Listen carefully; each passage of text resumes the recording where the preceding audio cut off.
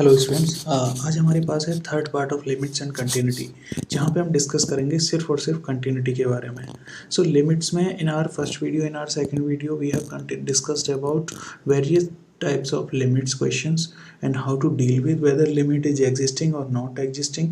means उसके लिए हम क्या करते हैं, right hand limit should be equal to left hand limit. Okay, so limit extending to a positive comes under the right hand limit and limit x tending to a negative comes under the left hand limit. तो इस type से हमने limits का देखा था। Then left हमने L'Hospital rules भी देखा है। Okay, then we have seen some indeterminate forms, जिन सारी लिंक्स हमारी इस वीडियो के अंदर ऑलरेडी अवेलेबल हैं। आप उनको एक बारी फॉलो कर सकते हैं। Now we will come to the next part of our topic, that is continuity.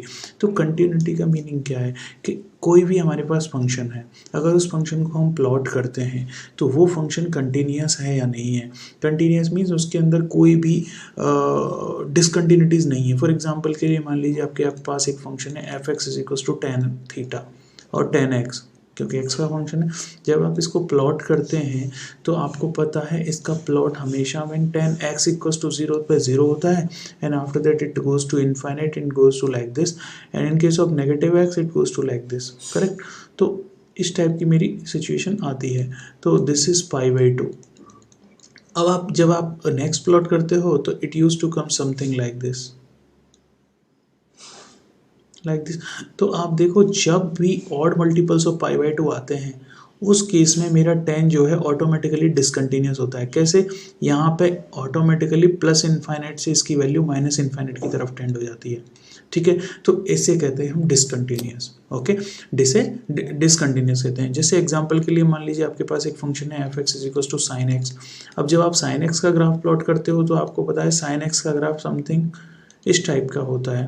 When x equals to 0 it will be like this and it goes to like, एक इस तरीके की वेव फॉर्म जनरेट होती है। ऐसे ही मैं इसको negative में भी टेंड कर सकता हूँ। तो आप देखो, ये कहीं पे भी आपको डिसकंटिन्यूटीज नज़र नहीं आएगी। डिसकंटिन्यूस मीन्स ब्रेक, कहीं पे ब्रेक जैसा नज़र नहीं आएगा। ठीक है, तो ये होता है मेरा कंटिन्यूस फंक्शन, ये होता है मेरा डिसकंटिन्यूस फंक्शन। सेम एग्जांपल मेरा कॉस के लिए भी होता है। जब हम कॉस का ग्राफ प्लॉट करते हैं तो कॉस का ग्राफ कुछ इस टाइप का आता है। तो ये भी हमेशा कंटिन्यूस इन नेचर है, कभी भी डिसकंटिन्यूस होता ही नहीं है। Correct?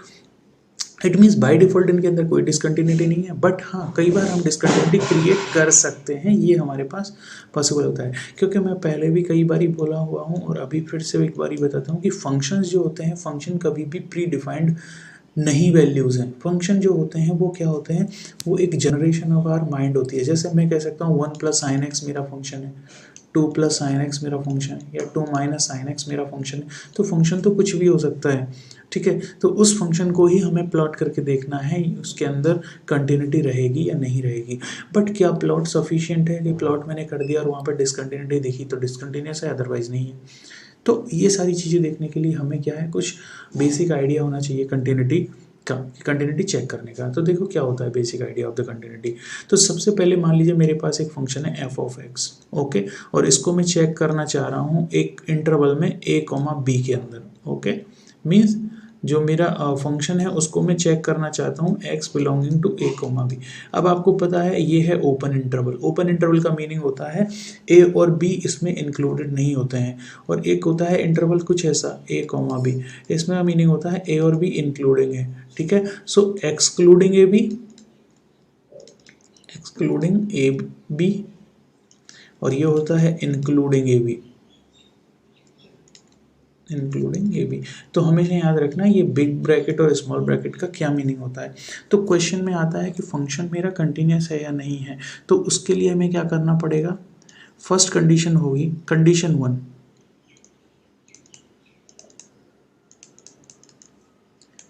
At the given point limit should exist. Limit should exist का मतलब क्या है, मीनिंग है मान लीजिए आप चेक करना चाहते हैं एफ एक्स, एक फंक्शन एफ एक्स को in the interval A B कि ये कंटिन्यूस है या नहीं है at a point of X equals to C. इस पॉइंट पे आप चेक करना चाहते हो। तो फर्स्ट कंडीशन आएगी कि आप पहले चेक करिए कि फंक्शन की लिमिट एग्जिस्ट करती है या नहीं इस पॉइंट पे। तो लिमिट एग्जिस्टेंस हमें पता है, चेक करते हैं right hand limit and left hand limit से। तो आप क्या करेंगे, limit x tending to c positive f of x must be equal to limit x tending to c of negative f of x। Means आपका जो right hand limit है वो हमेशा लेफ्ट हैंड लिमिट के इक्वल होना चाहिए, पहली condition continuity check करने के लिए। नाउ कंडीशन टू क्या कहती है, now you have got already your point that is c। So value of the function जो आएगी वो क्या होगी, value of the function will be f of x equals to c। ये होगा आपका वैल्यू ऑफ द फंक्शन, ये definitely एक कांस्टेंट नंबर आएगा। So value of the function that is f of x of c should be equal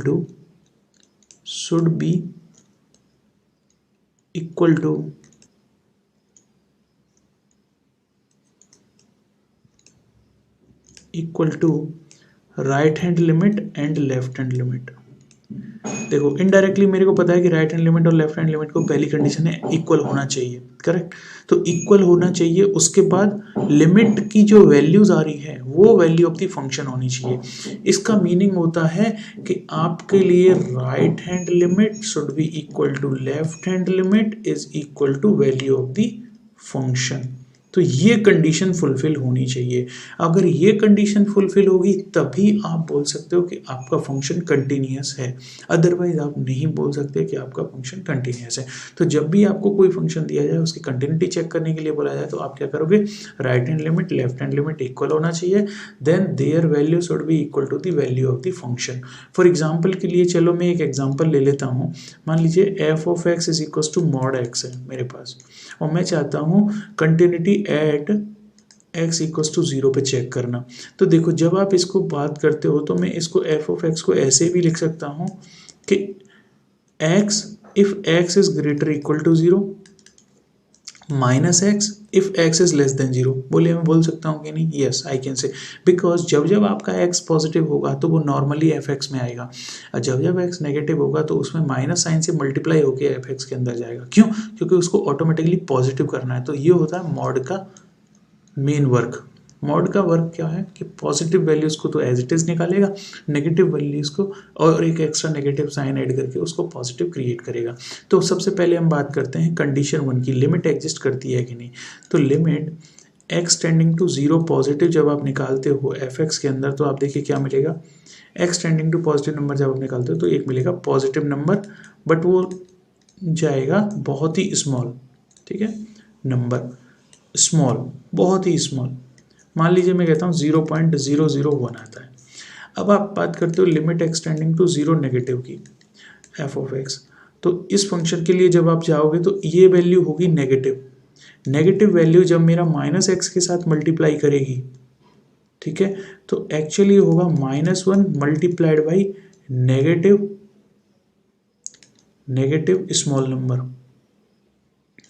small number. जब आप इसको देखते हो तो this also will come nearly बहुत ही स्मॉल नंबर। तो आप देखो these two things are very nearly equal. तो मैं कह सकता हूँ my left hand limit is equal to right hand limit and this is nearly 0। Okay, इसका मतलब है लिमिट तो करती है exist. Now come to the value of the function.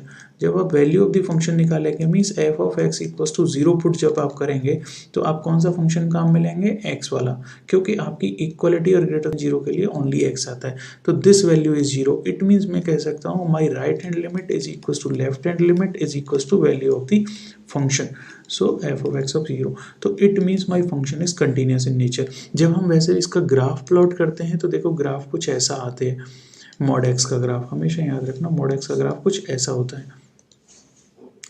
जब x ग्रेटर देन 0 होता है तो ये एक स्ट्रेट लाइन होगा ऐसा, और जब x लेस देन 0 होता है तो अनदर स्ट्रेट लाइन होगा, बट इसका स्लोप जो होगा वो -45 डिग्री होगा, ठीक है, -45 डिग्री या फिर मैं कह सकता हूँ -1। So this is my f of x and this is x।